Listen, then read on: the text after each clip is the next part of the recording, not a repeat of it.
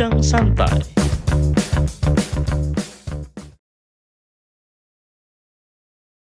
Bismillahirrahmanirrahim. Assalamualaikum warahmatullahi wabarakatuh. Semangat pagi.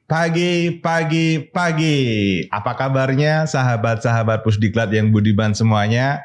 Mudah-mudahan semuanya dalam keadaan sehat walafiat. Bertemu kembali dengan saya Tarman Budianto dalam sesi bincang-bincang kali ini. Nah, pada kesempatan kali ini kita akan membahas satu topik yang sangat berkaitan erat dengan kehidupan organisasi, yaitu jejaring kerja. Nah, untuk membahas tentang jejaring kerja ini, kita telah kedatangan narasumber yang luar biasa, yaitu Bapak Dr. Marjuki MPD. Beliau adalah salah satu widyaiswara ahli madya di Pusdiklat Pegawai Kemendikbudristek. Assalamualaikum warahmatullahi wabarakatuh, Pak Marjuki. Waalaikumsalam, Pak Tarman. Oke, apa kabarnya Bapak? Alhamdulillah sehat, semangat. Alhamdulillah sehat. Oke, baik Pak Marjuki. Ya, ini kalau kita bicara tentang jejaring kerja begitu ya, tentunya satu hal yang mungkin perlu kita ketahui, ada istilah network, ada juga istilah networking begitu. Itu sebenarnya bedanya apa sih, Pak? Boleh dijelaskan, Bapak? Iya. Jadi sebenarnya sederhana aja, Pak Tarman. Jadi kalau kita mengenal istilah network atau jejaring kerja, itu bisa kita artikan sebagai sebuah hubungan kerja antar perorangan atau antara organisasi yang satu dengan organisasi yang lain. Oke, itu network ya. Yes. Sedangkan networking atau berjejaring kerja itu hubungan itu dilakukan lebih dari satu orang. Misalkan saya dengan Pak Tarman ini kita kenal sebagai network. Tapi kalau saya dengan Pak Tarman dengan teman-teman yang lain itu saya sedang memiliki sebuah berjejaring kerja. Baik. Begitu, Pak Jadi hubungannya lebih kompleks, pihaknya lebih banyak begitu ya. Nah, tentunya di dalam networking atau tadi hubungannya lebih banyak dalam berorganisasi, tentunya setiap hubungan itu kan ada yang lemah, ada yang tidak kuat begitu. Itu seperti apa Pak penjelasannya ya Pak ya? Iya. Baik, benar sekali. Jadi ada hubungan itu yang sifatnya kuat dan ada juga hubungan yang sifatnya lemah. Nah, hubungan yang sifatnya kuat itu biasanya Pak Tarman itu karena sudah saling mengenal. Saling mengenal. Pernah bekerja sama. Kemudian sering berkomunikasi. Sering berkolaborasi. Itu biasanya sifat hubungan berjejaringnya itu kuat. Berbeda dengan kalau orang sudah mengenal tetapi jarang berkomunikasi, jarang terlibat dalam sebuah kegiatan yang sama. Nah, ini biasanya sifat jejaring kerjanya itu lemah. Baik. Jadi sahabat-sahabat Pusdiklat, kalau networking itu salah satu indikatornya untuk menentukan itu lemah atau kuatnya, salah satunya frekuensi dalam bekerja sama dan berinteraksi melaksanakan tugas begitu ya Pak ya. Nah, tapi ada juga ini Pak Marjuki, salah satu istilah namanya networking atau social networking begitu ya. Ada sebuah istilah yang di dalam networking itu social networking. Itu sebenarnya apa ya Pak ya? Ini berhubungan nggak sih dengan networking dalam konteks organisasi atau seperti apa Bapak? Baik. Jadi kita ini kan makhluk sosial. Jadi sebenarnya istilah jejaring kerja atau network dan kita melakukan networking atau berjaring kerja itu kita berhubungan dengan orang. Orang adalah makhluk sosial, gitu ya. Nah, sebenarnya bisa dipahami bahwa network atau networking kita itu merupakan juga boleh disebut sebagai jejaring sosial. Nah, di dalam jejaring sosial itu biasanya ada aktor ya, Ya, ada dua aktor paling enggak ya. Oke. Ada aktor dan aktor dalam maknanya adalah sifatnya luas, bisa perseorangan, Oke. ya, bisa kelompok atau bisa antar organisasi. Oke. Seperti itu Pak Tarman. Oke, baik. Jadi mungkin tidak terlepas dari sifat kita sebagai makhluk sosial begitu ya, termasuk di dalam organisasi. Nah, sekarang Pak Marzuki sebenarnya di dalam berjejaring kerja itu apakah memang ada satu jenis saja atau memang ada berbagai jenis atau bentuk-bentuk dari jejaring kerja, Pak? Iya. Baik, menurut buku yang saya baca Pak Tarman, jadi ada 4 jenis jejaring kerja, ya. Nah, yang pertama adalah jejaring komunikasi. Yang kedua adalah jejaring informasi. Yang ketiga adalah jejaring pemecahan masalah. Kemudian yang keempat adalah jejaring akses. Dan satu lagi itu boleh juga ada jejaring pengetahuan.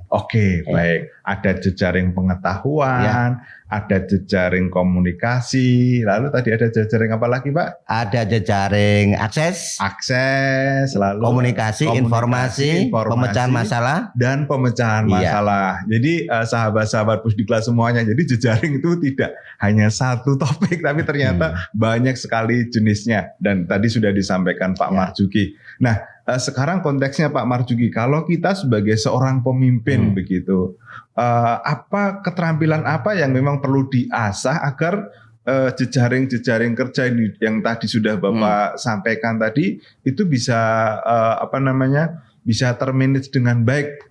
Nah, saya sebagai seorang pemimpin gitu misalnya begitu, apa keterampilan yang perlu saya asah, Pak? Ya, paling tidak ada 3 keterampilan yang perlu dimiliki oleh seorang pemimpin, Pak Tarman. Ya, yang pertama seorang pemimpin itu harus memiliki keterampilan berjejaring personal.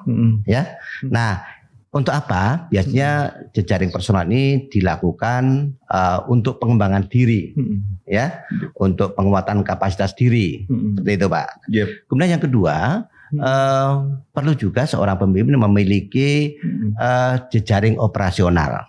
Nah, jejaring operasional ini biasanya dibangun dengan pihak-pihak yang terkait, ya, terkait dengan masalah-masalah tugas atau terkait dengan masalah-masalah pekerjaan.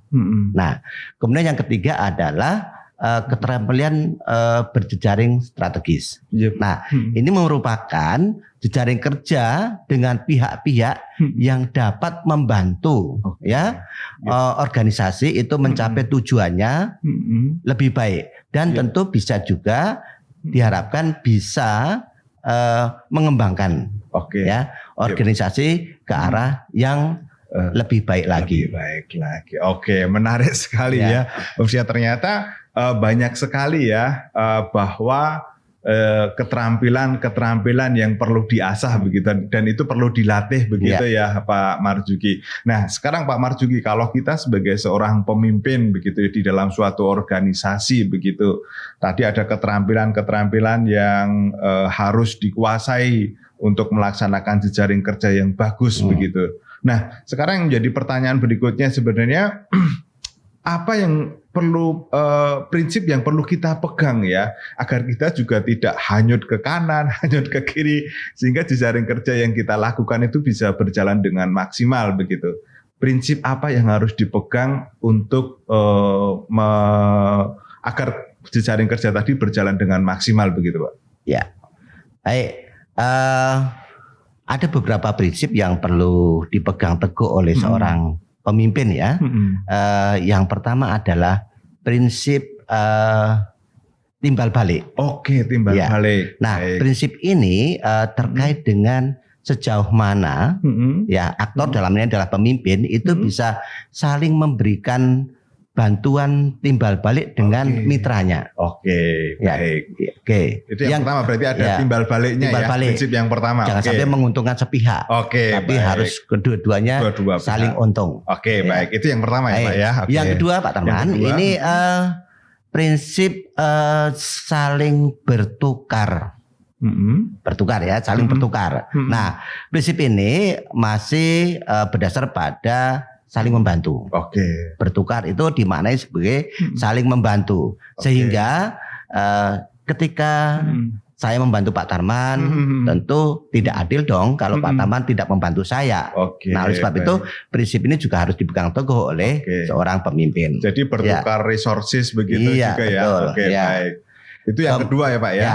Kemudian yang ketiga adalah prinsip kesamaan. Kesamaan. Baik. Prinsip kesamaan ini memberikan gambaran bahwa kecenderungan untuk lebih mudah berhubungan satu sama lain, ya, karena memiliki kesamaan, memiliki kesamaan tujuan, ya, dan kesamaan latar belakang, ya, atau kesamaan kepentingan. Nah, manakala prinsip ini dipegang teguh, maka biasanya hubungan kerja itu akan semakin mudah, semakin lancar. Baik. Berarti sama-sama gitu ya, sejajar begitu ya. Baik. Berarti 3 prinsip itu ya Pak ya. Timbal balik, lalu saling sharing, lalu yang ketiga adalah tadi prinsip yang ketiga Pak? Kesamaan. Ya. Baik. Nah, ini Pak Marzuki, ini ada pertanyaan terakhir nih Pak Marzuki. Kalau kita melakukan jejaring kan itu melibatkan banyak pihak, banyak stakeholder begitu ya. Nah, apakah di dalam proses kita melakukan jejaring kerja itu juga kita perlu melakukan pemetaan aktor begitu? Kalau memang itu diperlukan, bagaimana kita bisa melakukan pemetaan itu? Langkah-langkahnya seperti apa Bapak? Monggo. Ya. Jadi pemetaan itu perlu dilakukan untuk mengukur ya seberapa hubungan itu kuat, seberapa hubungan itu baik. Kemudian bagaimana ukuran terkait dengan jejaring kerja yang telah dilakukan. Ya, kemudian siapa saja yang terlibat di dalam jejaring itu. Baik, dalam hal ini kita mengenal ada istilah network size, Pak Tarman. Nah, jadi di sini ditentukan oleh banyaknya aktor yang terlibat dalam sebuah jejaring kerja. Network size-nya ya, ukuran dari jejaringnya ya. Kemudian kita juga mengenal istilah centrality. Nah, ini berkaitan dengan posisi dalam jejaring kerja. Yaitu sejauh mana suatu aktor berada dalam jejaring kerja itu. Positioningnya. Positioningnya. Baik. Apa melakukan apa, tanggung jawab apa saja. Nah, itu centrality. Kemudian pemetaan yang ketiga itu kita mengenal ada istilah density. Density. Jadi ini memberikan gambaran berupa kepadatan ya, atau seberapa banyak pihak yang tergabung dalam jejaring kerja itu. Tingkat kepadatannya. Jadi seberapa banyak, kemudian seberapa sering hubungan itu terjalin. Berarti 3 itu ya. Pemetaannya baik dari networkingnya, network size-nya, lalu centrality-nya, perannya seperti apa, dan tingkat kepadatan dari network ini. Benar Pak Tarman. Terima kasih luar biasa Pak Marzuki. Sama-sama Pak Tarman. Ini bincang-bincang yang menarik tentunya para sahabat-sahabat Pusdiklat yang budiman. Apa yang tadi kita sampaikan semoga bisa bermanfaat. Sebagai penutup Pak Marzuki, ada yang ingin disampaikan kepada para pemirsa di sini? Silakan Bapak. Baik, sahabat Pusdiklat yang terhormat, berjejaring kerja merupakan salah satu parameter seorang pemimpin. Manakala seorang pemimpin berhasil atau aktif membangun jejaring kerja, maka semakin cepat organisasi itu tumbuh. Ya. Kemudian tentu tujuan-tujuan organisasi akan lebih mudah dicapai. Manakala seorang pemimpin itu secara aktif bisa membangun sebuah jaringan kerja yang intensif. Demikian Pak Tarman. Baik, terima kasih Pak Marzuki pencerahan dan pembahasannya yang luar biasa. Kami haturkan terima kasih sekali lagi.